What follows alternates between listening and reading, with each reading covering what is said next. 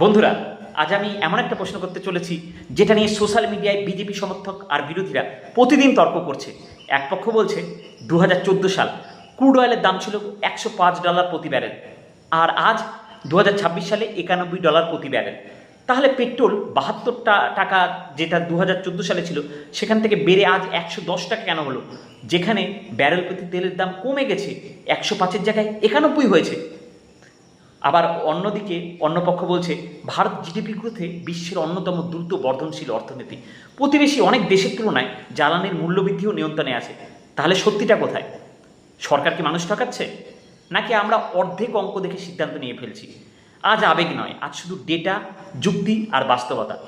ছোটবেলায় একটা গল্প শুনেছিলাম, কেউ এসে বলল, দাদা কাক আপনার কান নিয়ে উড়ে গেছে, আর আমরা নিজের কানটা না ছুঁয়েই কাকের পিছনে দৌড়াতে শুরু করি। রাজনীতিতেও ঠিক এমনটাই হয়। কেউ একটা সংখ্যা দেখায়, কেউ একটা গ্রাফ দেখায়, কেউ আবার একটা সুন্দর ভিডিও বানায়, আর আমরা সেটা যাচাই করি না, যাচাই না করেই সেটা বিশ্বাস করে ফেলি। আমাদের মনে হয় সেই ডেটার ভিত্তিতে আমাদেরকে সেই বিচারটা করা উচিত। আমি যে প্রথম ডেটাটা এখানে পেশ করবো 2024 ভার্সেস 2026। 2014 সাল 2014-এ কত ছিল ক্রুড অয়েলের দাম? $105 প্রতি ব্যারেল। পেট্রোলের প্রাইস তখন কত ছিল? 72 রুপিস পার লিটার, মানে 72 টাকা প্রতি লিটার। এখন 2026 সাল, ক্রুড অয়েল কত? $91, মানে 105 থেকে কমে 91 কমে গেছে কিন্তু দাম। পেট্রোলের প্রাইস কত? 110 প্রতি লিটার, মানে আগে ছিল 72, এখন হয়ে গেছে 110, বেড়ে গেছে। এখন প্রশ্ন ওঠে, ক্রুড অয়েল সস্তা হলে পেট্রোল কেন দামি? ক্রুড অয়েল সস্তায় পাওয়া যাচ্ছে, বিদেশে তেলের দাম কমে গেছে, তাহলে আমরা এত বেশি দাম দিয়ে কেন তেল কিনছি? তো যাই হোক, আমি দ্বিতীয় ডেটাটা দিই, যেটা অনেকেই আমরা ভুলে যাই। আমরা শুধু ক্রুড অয়েলের দাম দেখি, কিন্তু ডলার রুপির দাম দেখি না। 2014 সালে $1 কত ছিল? 58। আর আজ 2026 ডলারের দাম কত? 95। অর্থাৎ $1 কিনতে এখন অনেক বেশি টাকা লাগে। মানে আমি যে তৃতীয় ডেটা, যেটা ভারতের তেলের চাহিদা, আমি যেটা বলতে যাচ্ছি, ভারত কিন্তু একটা তেল ইম্পোর্টার কান্ট্রি। মানে ভারত 85% যত তেল লাগে তার 85% কিন্তু বিদেশ থেকে আমাদেরকে কিনতে হয়। আমরা এখনও পর্যন্ত কিন্তু সাবস্টিটিউট সিস্টেম গড়ে তুলতে পারিনি। সেটা আমাদের ব্যর্থতা হতে পারে। এখনও পর্যন্ত আমরা কিন্তু সেই তুলনায় কিছু ইথানল বা অনেক কিছু দিয়ে চলছে, কিন্তু এখনও পর্যন্ত সেই জায়গায় পৌঁছতে পারিনি। 85% কিন্তু আমাদের বিদেশ থেকে এখনও পর্যন্ত আমদানি করতে হয়। ভারত যে দেশের অর্থনীতি কিন্তু বড় হয়েছে, আর গাড়িও বেড়েছে।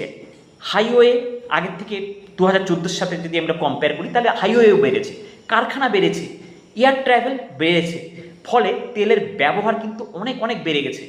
একটা সহজ অঙ্ক ধরুন, 2014 সালে 100 ইউনিট তেল লাগতো আমাদের গোটা দেশের জন্য। জাস্ট এক্সাম্পল, আমি একটা বোঝানোর জন্য। ডলার তখন কত ছিল? 58।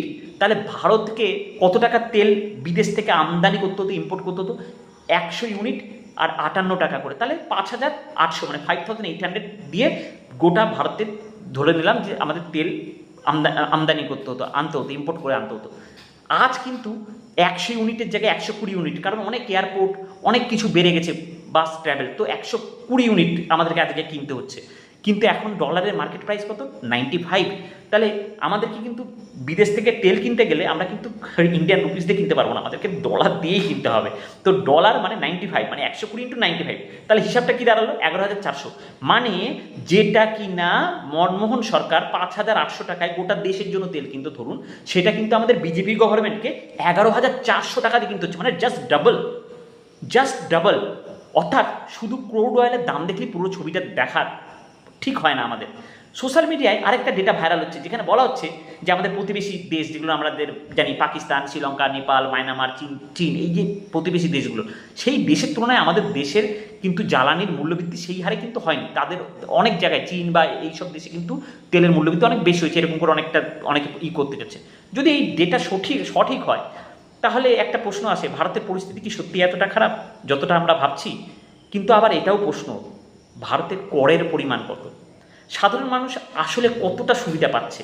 এই প্রশ্নগুলোর উত্তরও কিন্তু খুবই জরুরি। তাহলে কি সব ভালো? না, একদম না।